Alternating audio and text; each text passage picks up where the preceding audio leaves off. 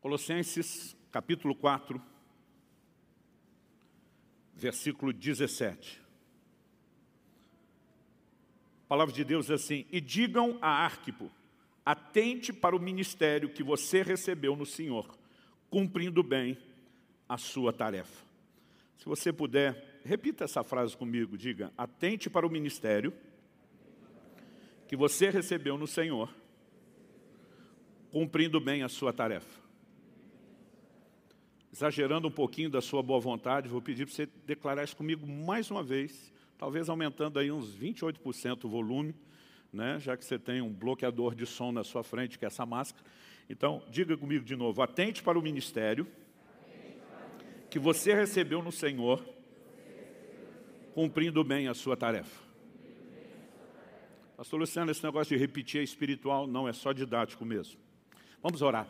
Pai Santo, nós confiamos mais uma vez no Senhor e na ação do Teu Espírito Santo, o Espírito da verdade.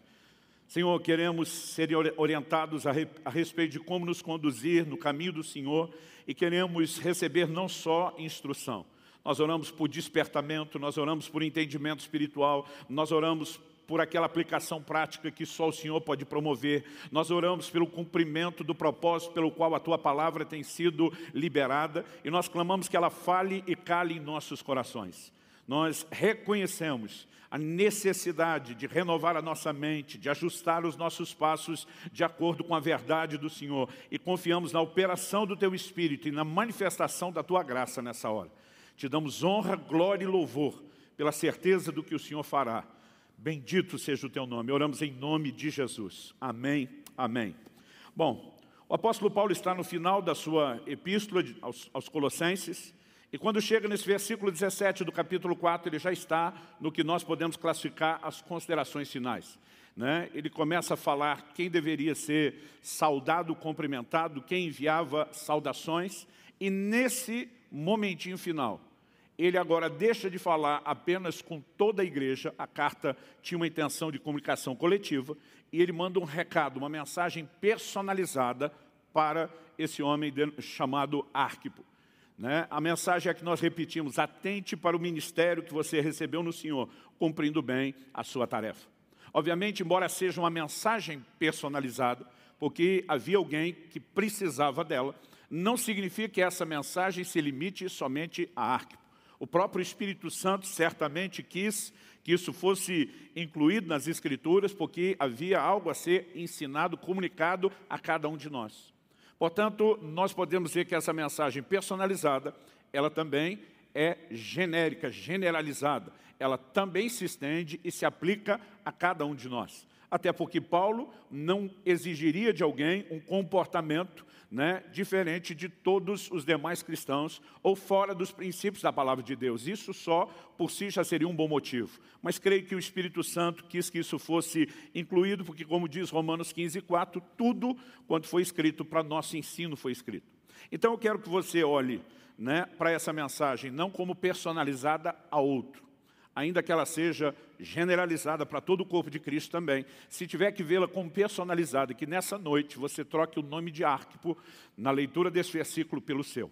Né? Deus dizendo a você: atente para o ministério que você recebeu no Senhor, cumprindo bem a sua tarefa.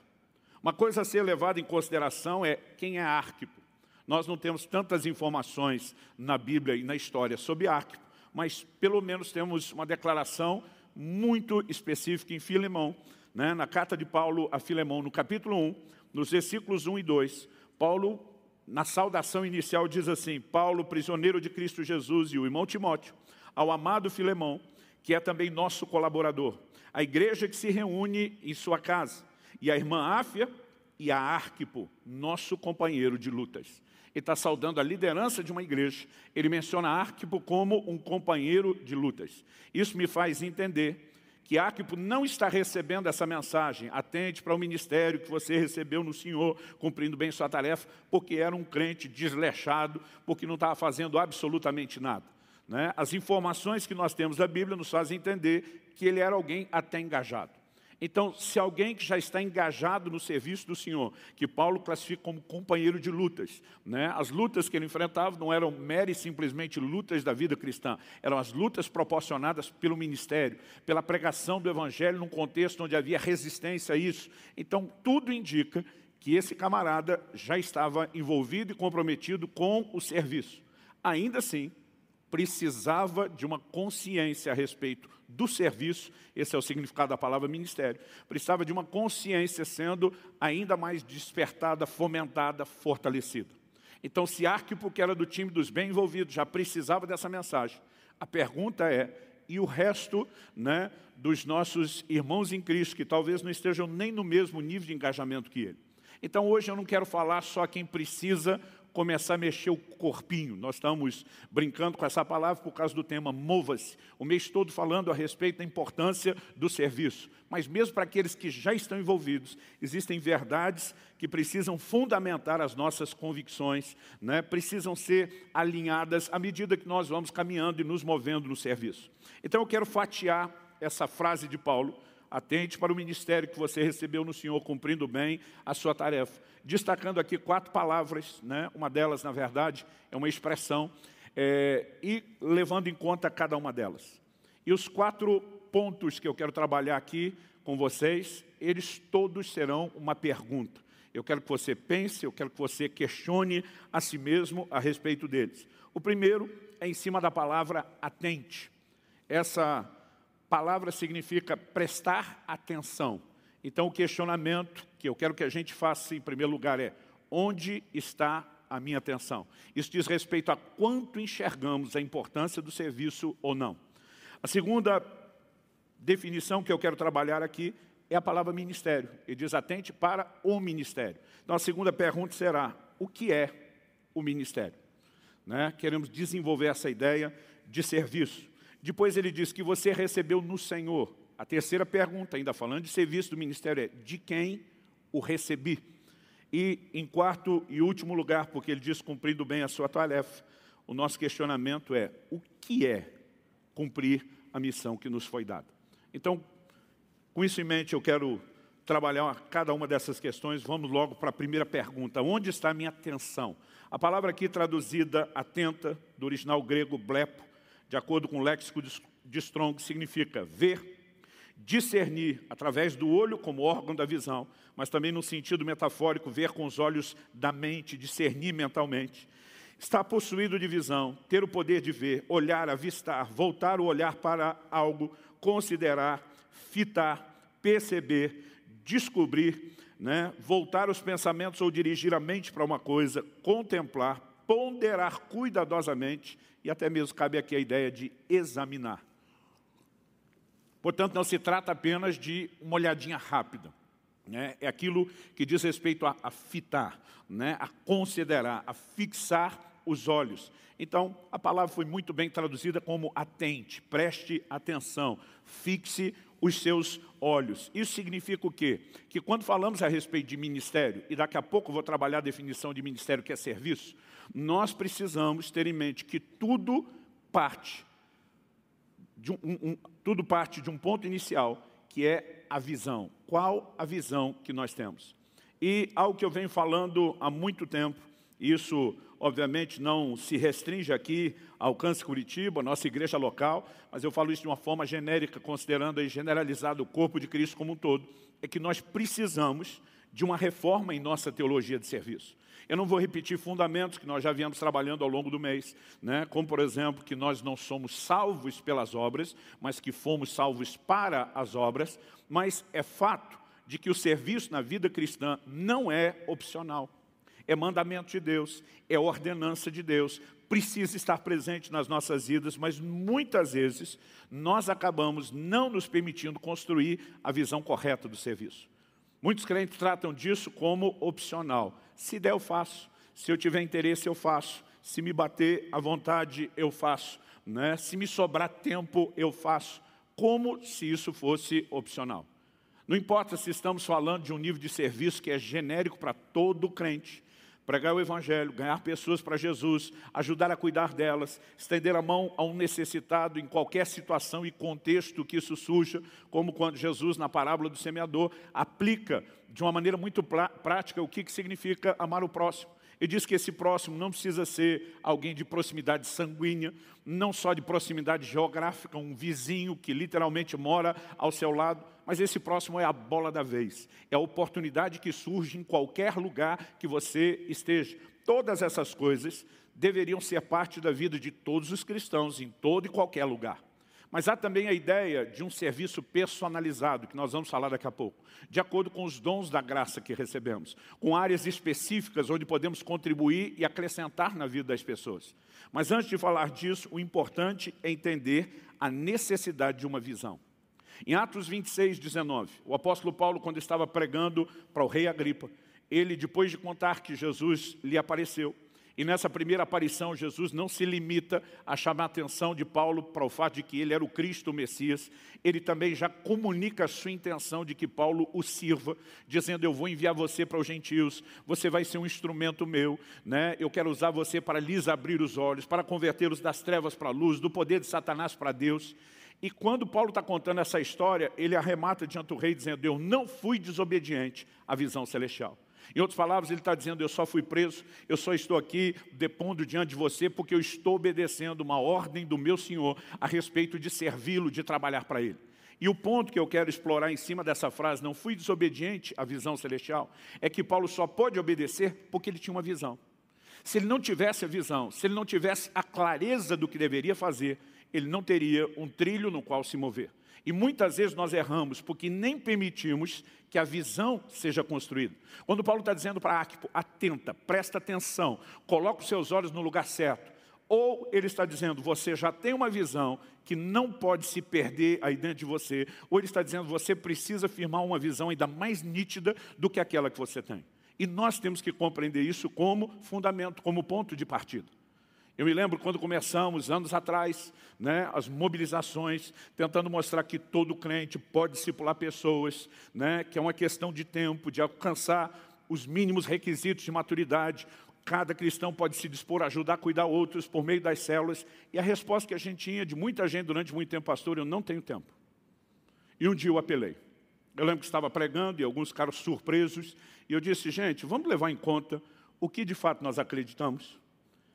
E eu falei assim, quando um traficante se converte, e graças a Deus eles têm se convertido, nós cremos no que está escrito na palavra de Deus, que se alguém está em Cristo, nova criatura é, as coisas velhas já passaram, eis que tudo se fez novo e o povo, amém. Falei, nós cremos que não há mais condenação para quem está em Cristo Jesus, como diz Romanos 8:1, todo mundo, amém. Mas eu falei, mas mesmo crendo tudo isso, vocês concordam que esse traficante vai ter que mudar de profissão, depois se converteu, e todo mundo, amém. Porque o amém foi unânime em peso, porque nós entendemos que quando alguém se converte, ele tem que ajustar a sua vida aos padrões da palavra de Deus e do Evangelho, e não o contrário. Então eu emendei e falei, quando uma garota de programa se converte, graças a Deus elas têm se convertido, nós também acreditamos na mesma coisa. Se alguém está em Cristo, nova criatura é, as coisas velhas já passaram, tudo se fez novo, não há mais condenação para quem está em Cristo Jesus. Mas eu perguntei, mas vocês concordam que ela também vai ter que mudar de ramo de prestação de serviço? E o amém foi ainda mais forte do que o do traficante nesse caso. Eu falei, por quê? Porque ela tem que ajustar a sua vida ao padrão do Evangelho, às ordens que Nosso Senhor deu de maneira muito clara, e isso não é negociável. Eu falei, mas já que vocês concordam com isso, me expliquem. Porque quando Jesus diz, ide, preguem o Evangelho, que é uma comissão a todos nós, você acha que no seu caso isso é negociável? Então, o ex-traficante, a ex-garoto de programa tem que mudar a vida deles para obedecer Jesus. Mas você não tem que mudar a sua vida arrumando tempo para fazer o que Ele te mandou. Qual é a lógica disso? Mas muitas vezes, porque desde o aspecto doutrinário, nós não construímos uma visão clara. Não é nem só de uma questão de expectativa de Deus, de uma ordenança de Deus. Nós muitas vezes temos uma dificuldade de corresponder com aquilo que nem nós enxergamos. A verdade é que todo crente tem um papel no plano e no propósito de Deus. Deus tem planos personalizados para você. Tem coisas que só você e mais ninguém pode fazer para Ele. E Ele conta que cada um de nós entenda o seu papel no desdobramento do estabelecimento do reino dEle na terra, do desenvolvimento do corpo de Cristo. Não existe um crente sem função ministerial. Eu falei antes, vou repetir, daqui a pouco vamos definir o que é ministério, mas em essência significa serviço. Ministério não é um cargo ou posição, é serviço, qualquer nível de serviço entra, porque esse é o significado da palavra ministério. E todos nós, não apenas podemos, mas devemos fazer alguma coisa. Abre sua Bíblia comigo em 1ª carta de Paulo aos Coríntios, no capítulo 12. Paulo usa uma analogia a respeito da igreja em relação ao Senhor Jesus, que eu particularmente gosto muito e acho que cabe muito bem no que nós estamos falando aqui. Em 1 Coríntios 12, eu vou ler primeiro o versículo 12, depois vou ler do 14 até o 27. No verso 12 de 1 Coríntios 12, ele diz: porque assim como o corpo é um e tem muitos membros, e todos os membros, mesmo sendo muitos, constituem um só corpo, assim também é com respeito a Cristo. Uma das analogias empregadas para a igreja, já em Efésios 1, além de 1 Coríntios 12, é que nós somos o corpo de Cristo. Então, Paulo trabalha a ideia, assim como o corpo tem muitos membros, assim também em relação ao corpo de Cristo. Verso 14.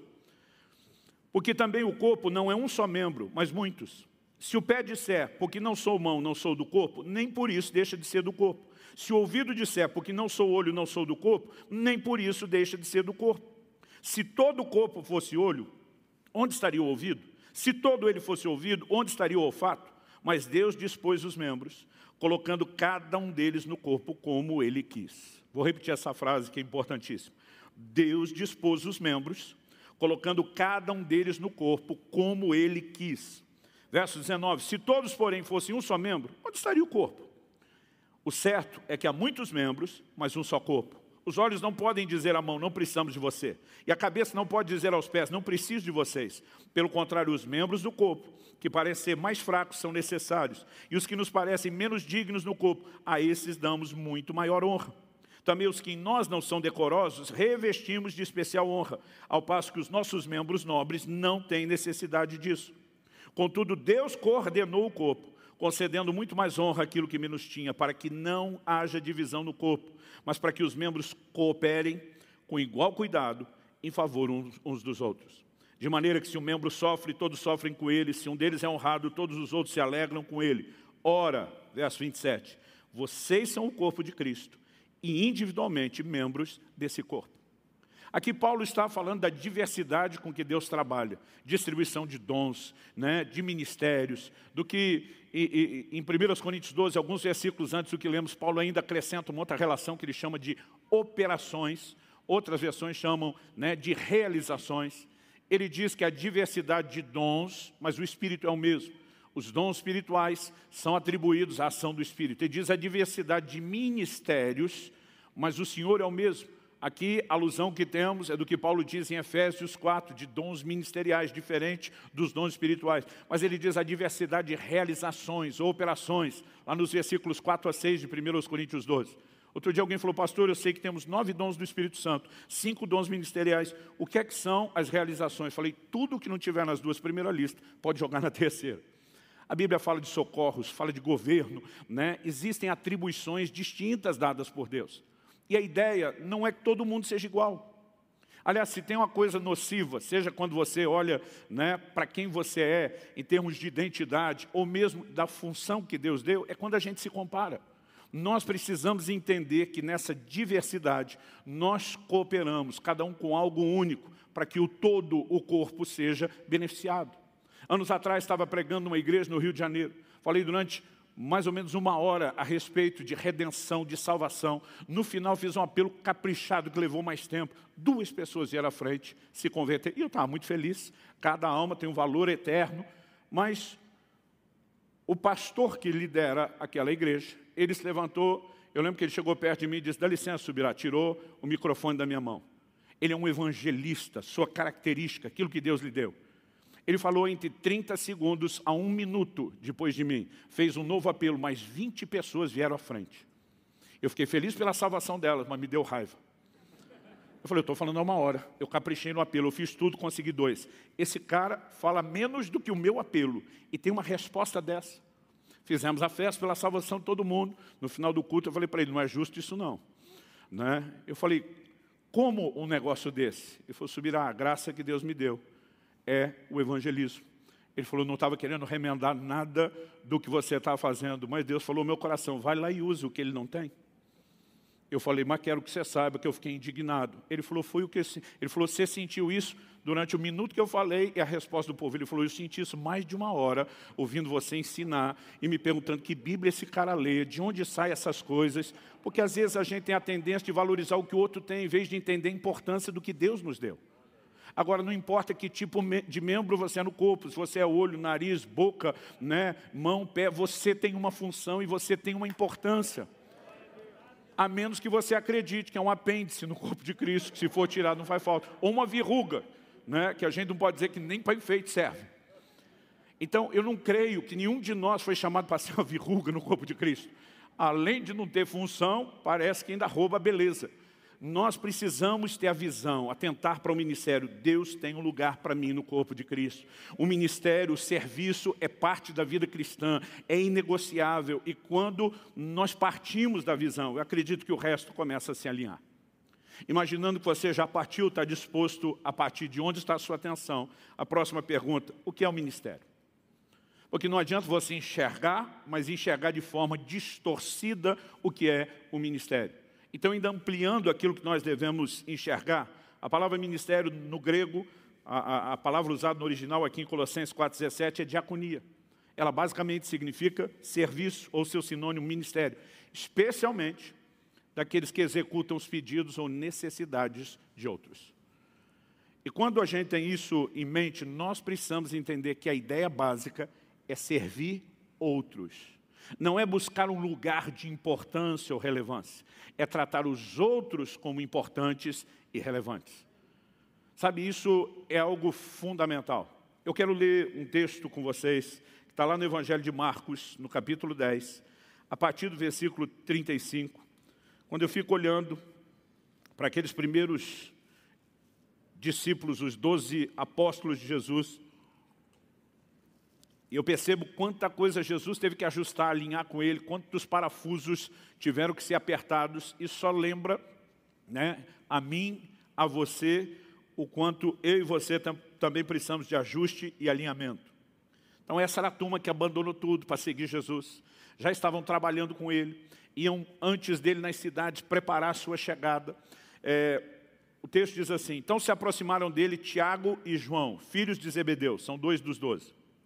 Mestre, queremos que o Senhor nos conceda o que vamos pedir. Eu acho muito legal quando alguém, antes de pedir, pede primeiro que seja atendido em relação ao que ele vai pedir. Jesus lhes perguntou, o que querem que eu lhes faça? Eles responderam, permite-nos que na sua glória nos assentemos um à sua direita e o outro à sua esquerda. A expectativa dos judeus até então, da vinda do Messias, não era de alguém que traria salvação espiritual.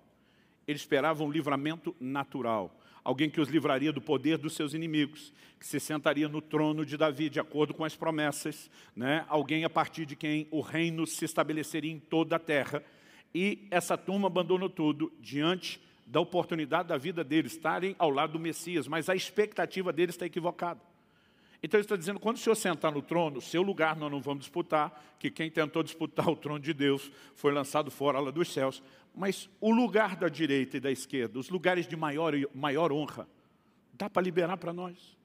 É quase como olhando um reino físico e estivesse dizendo, deixa a gente ser um ministro do planejamento, o outro ministro da fazenda. Ele estava dizendo, nós queremos a faca e o queijo na mão e queremos honra e distinção ao seu lado. O verso 38 diz, mas Jesus lhes disse, vocês não sabem o que estão pedindo. Será que podem beber o cálice que eu bebo ou receber o batismo com que eu sou batizado? E tanto a palavra cálice como batismo, nesse contexto aplicado por Jesus, elas têm ideia de sofrimento. Verso 39 diz, eles responderam, podemos. Imagino que talvez aqui Jesus tenha pensado de novo, vocês não sabem o que estão dizendo.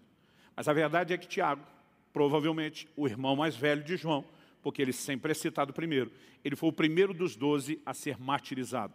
E o registro está lá em Atos capítulo 12.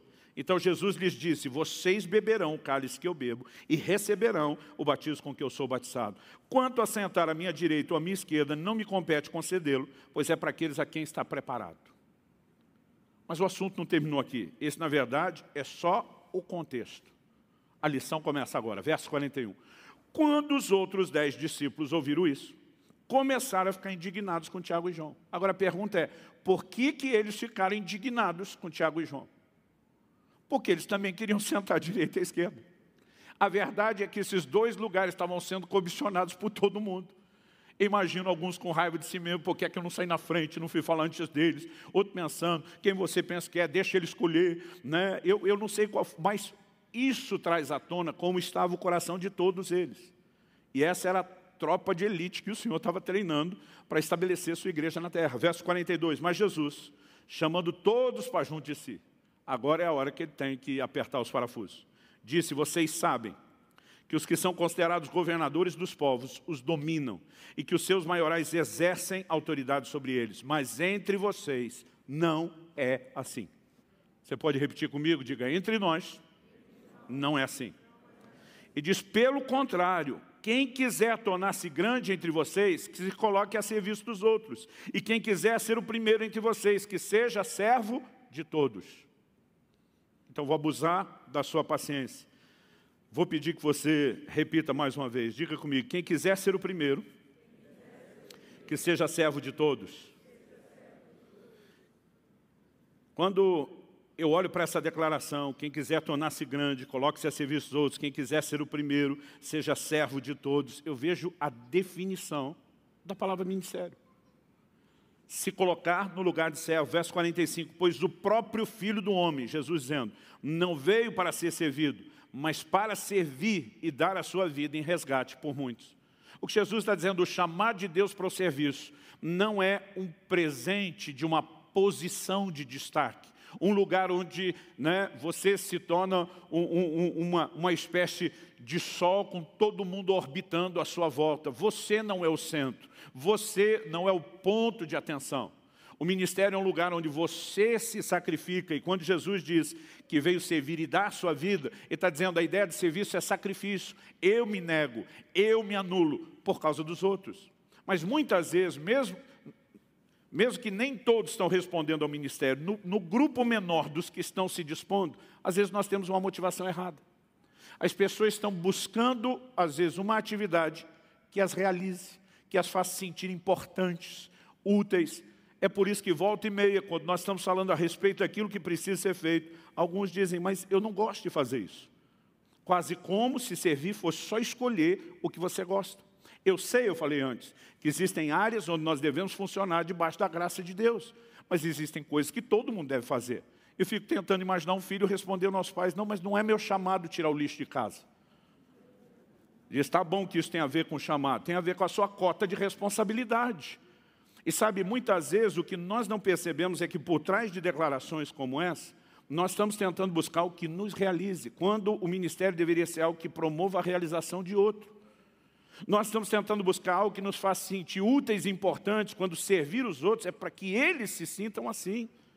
Eu nunca vou esquecer de uma ministração do pastor Ebiúber, falando aos pastores, ele falou, deixa eu tomar uma ilustração, e foi só depois disso que ele ensinou o que queria ensinar, mas a ficha caiu para nós todos.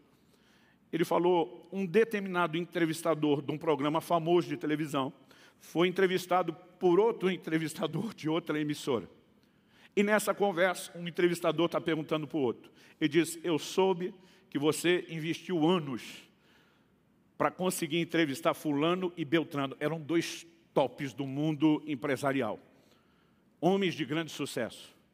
O primeiro, nem se fala, absurdamente disparado na frente. Mas o segundo era alguém também de muita expressão. E ele falou, e você conseguiu entrevistar os dois? Ele falou, é verdade. Ele disse, qual foi a sua impressão? Ele falou, olha, quando eu estava conversando com o segundo, aquele que não era o top do top, ele falou, o tempo todo eu ficava admirando aquele cara, dizendo, esse é o cara. Ele falou, é mesmo? Ele falou, é mesmo. Ele falou, o cara me fez acreditar o quão incrível e extraordinário ele era. Aí o outro olhou e falou, se o segundo era assim, o primeiro? Ele falou, não, o primeiro era diferente. Enquanto eu vi o primeiro, eu senti que eu era o cara. Porque o foco não estava nele.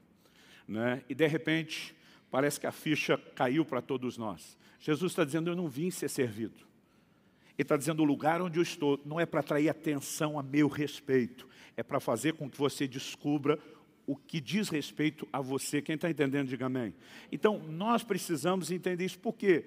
Ao longo do tempo, eu tenho percebido pessoas que eles perdem completamente o foco.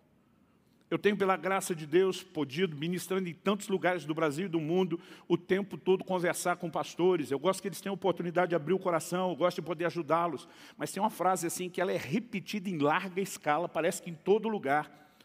E isso não é fora do nosso ministério apenas, estou dizendo que também é de vez em quando você pega alguém que não está aguentando tudo aquilo que está passando na disposição de servir, e o camarada desabafa e diz assim, eu não preciso disso. E normalmente eu não espero muito tempo para ir na jugular. Falei, então você está no ministério por causa do que você precisa? Ou nós estamos aqui por causa do que os outros precisam?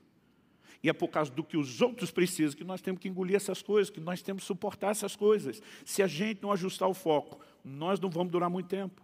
Gente que busca uma área de serviço, seja no voluntariado da estrutura ou qualquer coisa, como se fosse terapia ocupacional, está sendo egoísta. Está procurando algo para si, não para os outros. E a perspectiva de serviço precisa ser clara para todos nós. Quem está entendendo, diga amém. Porque o ministério é um dom de Deus a ser administrado. Embora seja uma dádiva do céu, nós temos a responsabilidade de administrar. Em 1 de Pedro 4,10 nós lemos, sirvam uns aos outros, cada um conforme o dom que recebeu, como encarregado de administrar bem a multiforme graça de Deus. Gente, não existe área de trabalho que não seja importante. Eu fico impressionado e grato a Deus, onde eu vejo alguns empresários que não precisam mover um dedo para limpar coisa nenhuma no seu negócio, na sua empresa, pagando para ir no nosso retiro de integração, para servir os que estão sendo ministrados, e os caras indo lá lavar banheiro, pagando para isso. Dizendo, nós queremos cooperar, nós queremos que essas pessoas sejam bem recebidas, nós queremos que elas sejam bem servidas. Nós precisamos entender que não tem coisa que possa ser feita para servir os outros que não seja relevante. Eu louvo a Deus por todos aqueles que se dispõem para servir no ministério infantil. Um dia desse uma pessoa falou para mim, pastor, eu sei que o senhor fala em grandes eventos, né, para milhares de pessoas, já teve aí ginásio cheio, já teve em eventos de estádio. O senhor não treme na base na hora de falar para tanta gente? Eu falei, tremo não. Esse não tem nada que te assuste? Eu falei, tem. Se me chamar para falar para criança, eu vou ficar morrendo de medo. Definitivamente não é o dom da graça de Deus na minha vida, né? Embora tenha duas mulheres fantásticas que fazem isso lá em casa, minha mulher e minha filha, eu não consigo nem aprender com elas. Mas se não fosse o ministério infantil, eu pergunto como seria a minha vida. Porque antes de completar 3 anos de idade, eu estava numa igreja no Cambuci, lá em São Paulo, e numa sala de aula dessas do Ministério Infantil, a professora expôs o Evangelho. Eu achava na época que ela explicou isso como ninguém. Hoje eu entendo que foi Deus abrindo a minha mente, meu entendimento. E eu entendi o plano de salvação. Eu tomei minha decisão por Jesus.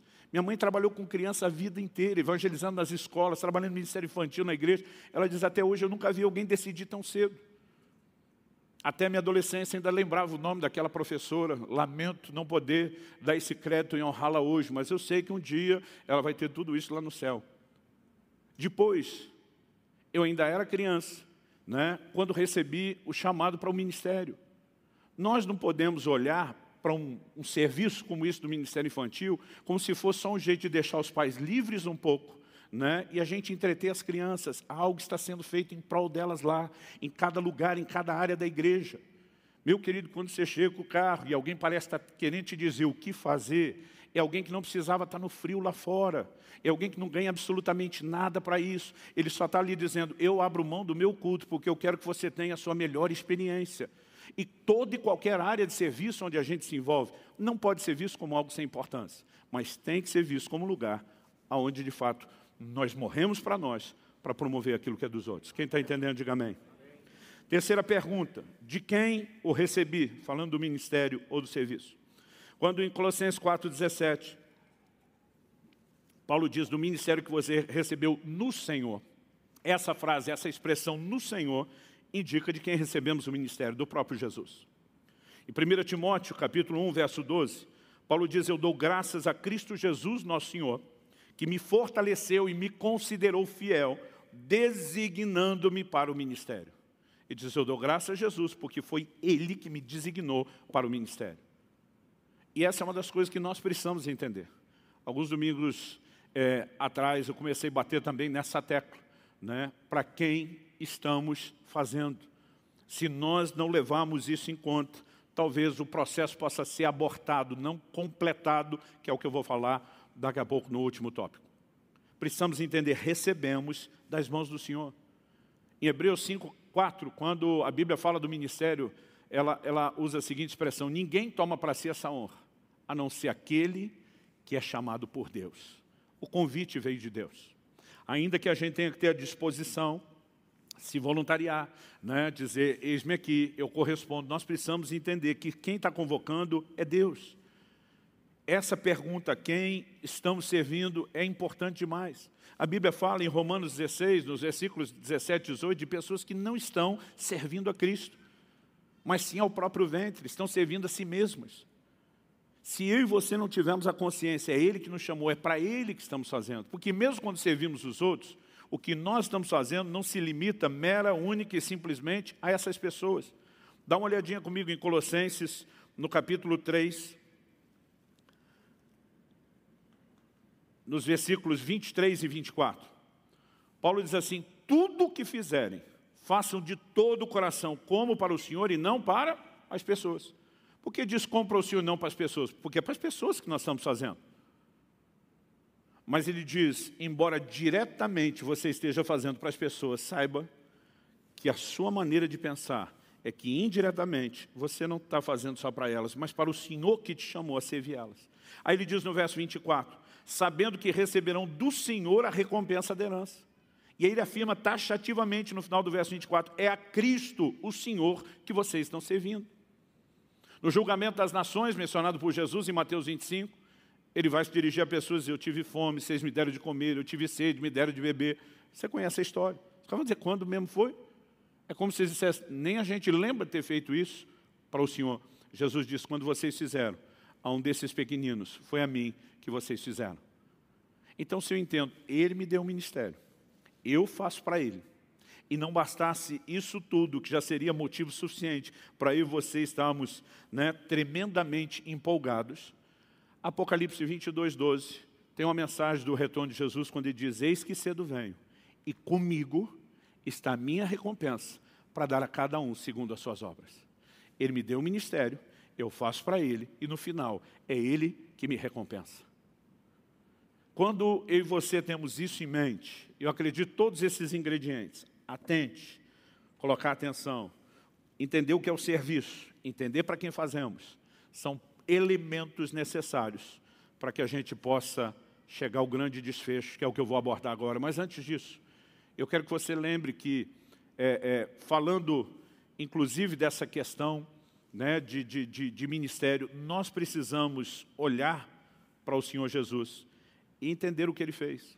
Quando Jesus se dispõe a lavar os pés dos apóstolos, e esse relato está lá em João, no capítulo 13, o apóstolo Pedro fica indignado. Ele diz, de modo nenhum só vai lavar meus pés. Por que uma reação dessa? Porque esse ato de lavar pés naquela cultura, hoje nós temos ruas, pisos pavimentados em todo lugar. A gente esquece completamente como era antigamente. Essa turma andava de sandália. Se estiver chovendo, a terra virava lama. Se tivesse seco, virava pó. Cada trajeto que se fazia em qualquer lugar, se chegava com os pés sujos. Então aquilo era uma forma de exercer hospitalidade. Mas quem fazia isso? Era sempre o menor da casa. E mesmo onde existiam escravos, era o menor dos escravos que faziam isso. Quando Jesus se propõe a lavar os pés, Pedro fica indignado, quase como quem disse, recomponha. Tem um senso de dignidade, Jesus. Você é o cara, isso não é lugar para você. Jesus diz para Pedro, se eu não lavar os seus pés, você não tem parte comigo. Pensa no Pedro que mudou de ideia. Então não só os pés, a cabeça, me lava todo. Mas o que é que Jesus estava querendo fazer? No final ele diz em João 13,15, eu vos dei exemplo, para que assim como eu fiz, me humilhando, vocês também o façam. Então, além de termos recebido o ministério dele, de podermos fazer para ele, de que um dia teremos a recompensa dele, nós temos o modelo dele de como funcionar. Ou seja, tudo que diz respeito ao serviço, ao ministério, gira em torno de Jesus. Quem está entendendo, diga amém. Em Filipenses 2, nos versículos 5 e 7, Paulo diz, tenham entre vocês o mesmo modo de pensar de Cristo Jesus. Outras traduções diz, tenham em vós o mesmo sentimento que houve em Cristo Jesus. Qual? ele diz que mesmo existindo na forma de Deus, não considerou ser igual a Deus algo que deveria ser retido a qualquer custo. Pelo contrário, ele se esvaziou, assumindo a forma de servo, tornando-se semelhante aos seres humanos.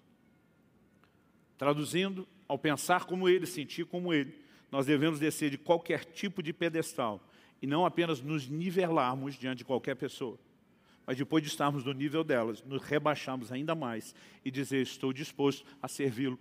Tudo no ministério diz respeito a Jesus. Agora, não entendo um crente dizendo, eu pertenço a Jesus, eu amo a Jesus, só não quero servir.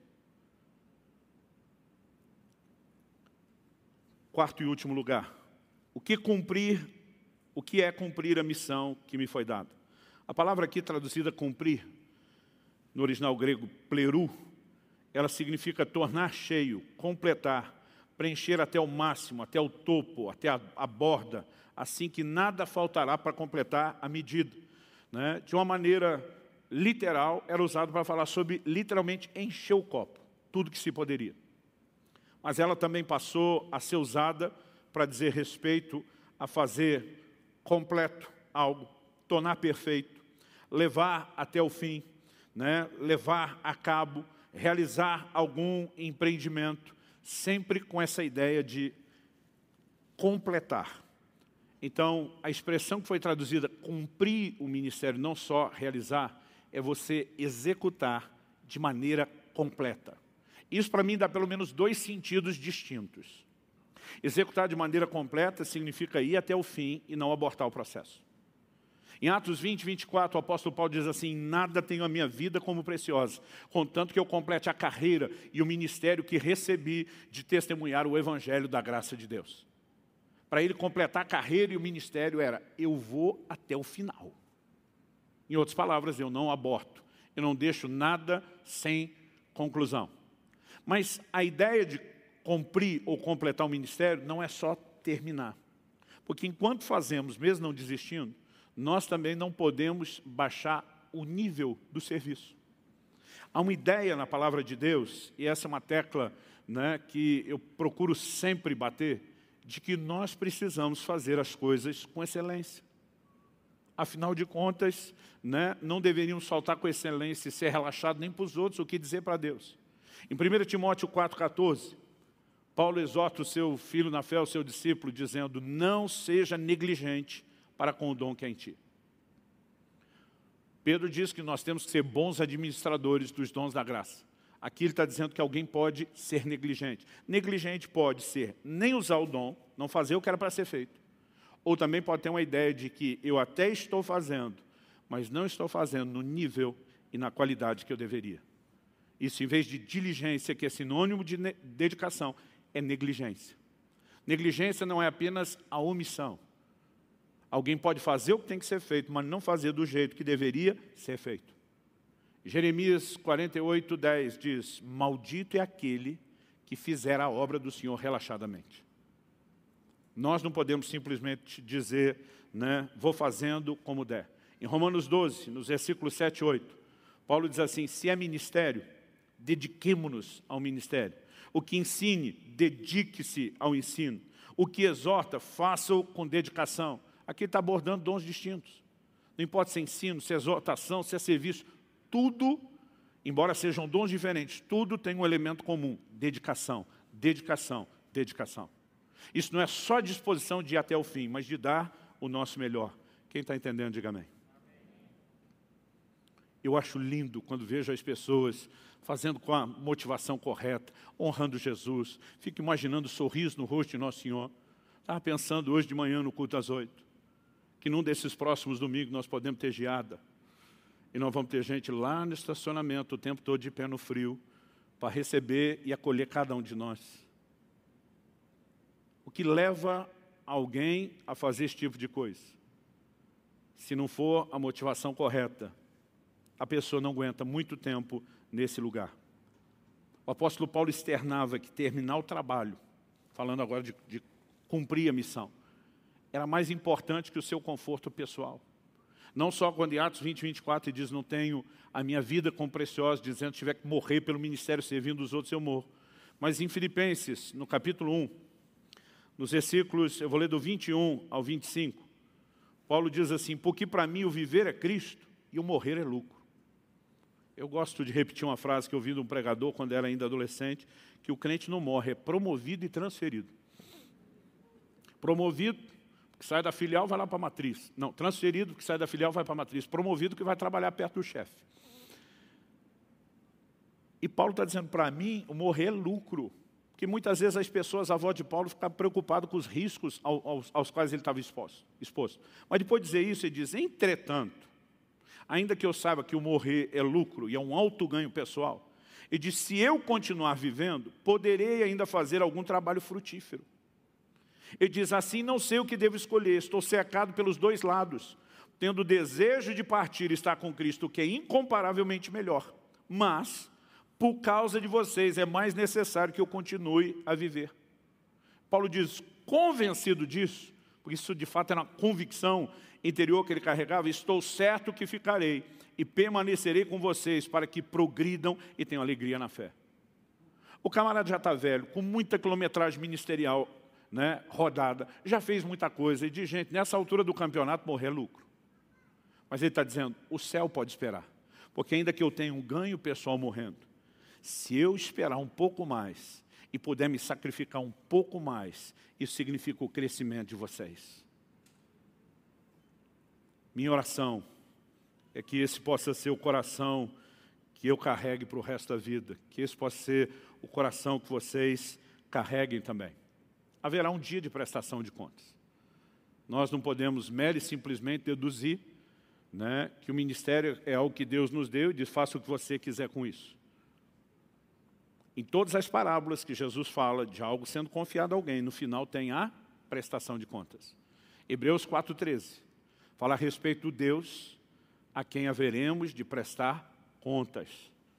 E nesse momento, eu e você estaremos diante dele, com certeza ele vai perguntar, você fez tudo o que eu fiz? O que eu confiei a você?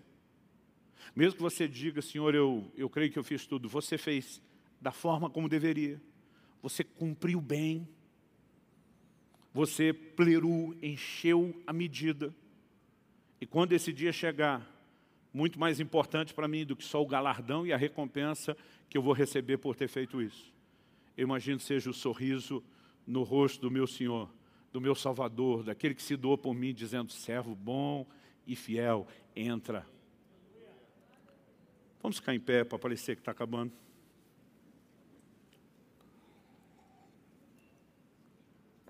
Antes de orarmos, eu quero te convidar a rever algumas coisas.